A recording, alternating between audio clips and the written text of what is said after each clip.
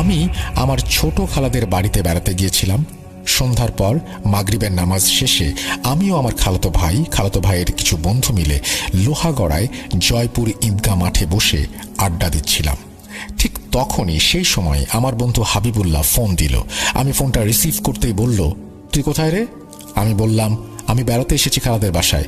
তখন সে বলল, তুই এখনই বাড়িতে আসবি, আমি তোদের বাড়িতে থাকবো, সাথে আরও কিছু সমস্যা আছে, তাই দ্রুত বাড়িতে আয়। কিন্তু আমি বললাম, আজকে আসতে পারবো না, কালকে যেয়ে কথা হবে। এই কথাতে হাবিবুল্লাহ খুব রাগ হয়ে ফোনটা কেটে দিল। পরের দিন বিকেলে বাড়িতে যেয়ে আসরের নামাজ শেষ করে মসজিদের বারান্দায় বসলাম কি হয়েছে সেটা শোনার জন্য। তখন হাবিবুল্লাহ বলা শুরু করলো, গত পরশু রাতে সে তার রুমে ঘুমিয়েছিল। গভীর রাতে তার মনে হলো তার পায়ের দিকের কম্বলটা খুবই ভারী হয়ে আছে।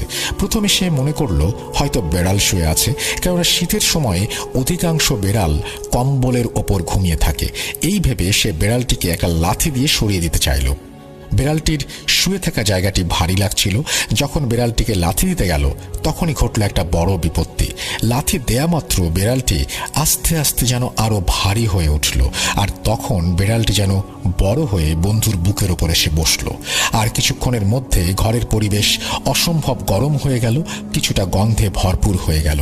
হাবিবুল্লাহ তখন চেষ্টা করছিল বসতে, কিন্তু অতিরিক্ত ভারী হওয়ায় সে উঠে বসতে পারল না, আর ভয়ে তার শরীর কাঁপতে শুরু করেছিল। সে রাতে নাকি বন্ধু অনেক চিৎকার করে তার মাকে ডেকেছিল, কিন্তু কেউই তার কথা শুনতে পাচ্ছিল না। বলে রাখা ভালো, বন্ধুর মা, বাবা ও ভাবি অন্য একটি ঘরে থাকত। অনেক চিৎকার করার পরও কণ্ঠ থেকে কোনো আওয়াজ বা শব্দ বের হচ্ছিল না। মনে হচ্ছিল এখনই বুঝি জানটা বের হয়ে যাবে।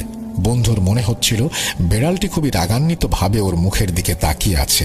ঠিক তখনই আল্লাহর রহমতে পাশের মসজিদ থেকে ভেসে এলো সুমধুর আজানের ধ্বনি, আর সেই ভারী ও গন্ধযুক্ত প্রাণীটি হাবিবুল্লাহর শরীর থেকে মিলিয়ে গেল। হাবিবুল্লাহ তখন কম্বলটি ফেলে দিয়ে দ্রুত ঘর থেকে বেরিয়ে উঠোনের মাঝে যেয়ে জোরে মা মা বলে চিৎকার করতে করতে অজ্ঞান হয়ে পড়ে যায়। হাবিবুল্লাহর চিৎকার ওর মায়ের কানে যেতেই দ্রুত ঘরের বাইরে এসে দেখে হাবিবুল্লাহ অজ্ঞান হয়ে পড়ে আছে। তখন সবাই মিলে ওকে ঘরে নিয়ে মাথায় পানি ঢেলে জ্ঞান ফেরায়। একথা শুনে আমডাঙ্গা পশ্চিমপাড়া গ্রামের ইমাম সাহেব হাফেজ আবু মুসার সাথে কথা শেয়ার করি, কেননা তিনি মাঝে মাঝে জিন ছাড়াতেন। তিনি বললেন, এশার নামাজ শেষ করে 4টি মাটির শুকনা টুকরা নিয়ে এসো। নামাজ শেষে আমরা হুজুরের রুমে প্রবেশ করি। হুজুর তখন মাটির 4টি টুকরো কোনো দোয়া পড়ে ফু দিলেন এবং বললেন, রুমে বিসমিল্লাহ বলে প্রবেশ করে ঘরের 4 সাইডে 4টি টুকরা রাখবে, ইনশাল্লাহ আর কিছু হবে না। তারপর হুজুরের সাথে কিছু সময় গল্প করলাম এবং হুজুরের সাথে ঘটে যাওয়া কিছু ঘটনা শুনলাম, যা পরবর্তীতে লিখে পাঠাবো। ওই দিন রাতে ঠিক করলাম আমি আমার বন্ধুর বাড়িতেই থাকবো, তাই বাড়িতে জানিয়ে তার বাড়িতে গেলাম আনুমানিক 10টার দিকে। হুজুরের কথা মতো বিসমিল্লাহ বলে রুমে প্রবেশ করতেই মনে হলো কিছু একটা ঘরের পেছনের দিকে ঘর ভেঙে বেরিয়ে গেল। দুজনেই ভয়ে কাঁপতে থাকলাম। ভয় কিছুটা কমলে ঘরের চারপাশে মাটির টুকরোগুলো রেখে বিছানাতে এসে শুয়ে পড়লাম। প্রচুর শীত পড়েছিল, তাই কিছু সময় গল্প করে আমরা প্রায় ঘুমিয়ে গিয়েছিলাম। গভীর ঘুম। হঠাৎই ঘরের টিনের চালের ওপর বিকট শব্দে কিছু একটা পড়ল, যে শব্দের কারণে দুজনে চিৎকার দিয়ে উঠলাম। আর শব্দ শুনেই হাবিবুল্লাহর বাবা লাইট হাতে পাশের ঘর থেকে বেরিয়ে এসে জোরে জোরে বলল, কে কে কে, কিসের শব্দ?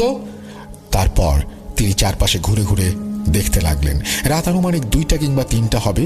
রুমের বাইরের সাইডে কে যেন হেঁটে বেড়াচ্ছিল আর ফিস ফিস করে কথা বলছিল। এগুলো দুজনেই শুনতে পাচ্ছিলাম। তারপর আবার ক্রমেই টিনের চালে শব্দ হতে লাগলো। মনে হচ্ছে কেউ দৌড়ে বেড়াচ্ছে টিনের চালের ওপর। আমরা দুজনেই ভয়ে লেপের নিচে ঘামতে শুরু করি। কিছুক্ষণ পর কেউ একজন কথা বলে উঠল, এ ঘরে আমাদের নাকি সে কোনোভাবেই শান্তিতে থাকতে দেবে না। তারপর পরিবেশ নিরিবিলি হয়ে যায়। আমরা দুজনে লাইট নিয়ে রুম থেকে বের হয়ে পাশের ঘরে যেয়ে বন্ধুর আম্মুকে ডেকে তুলে সবকিছু বললাম। তিনি তখন তার ঘরে মাটিতে একটি বিছানা করে দিলেন, সেখানেই আমরা শুয়ে পড়লাম। এরপর আর কোনো দিন আমার বন্ধু হাবিবুল্লাহ ওই ঘরে প্রবেশ করেনি। কিছুদিন পর বন্ধুর ভাগ্নের হাত ভেঙে যায় ওই ঘরের বারান্দা থেকে পড়ে। ভাগ্নি মাঝে মাঝে ওই বাড়িতে আসলে পাগলামি করে। এক কথায় বলতে গেলে ওই বাড়িতে বিভিন্ন সমস্যার সম্মুখীন হচ্ছিল তাদের পরিবার। এর 6-7 মাস পরে ওই জায়গা ছেড়ে দিয়ে অন্য একটি জায়গা ক্রয় করে একটু দূরে নতুন বাড়ি করে এখন আলহামদুলিল্লাহ সবাই ভালো আছি। আর পূর্বে যে জায়গাটি ছিল সেটি অবশ্য ছিল বন্ধুর ছোট মামার জায়গা। ঘটনাটি আশা করি পড়বেন। এই ঘটনাটি 100% সত্য। জায়গা ও সকলের নামগুলো আসল দেয়া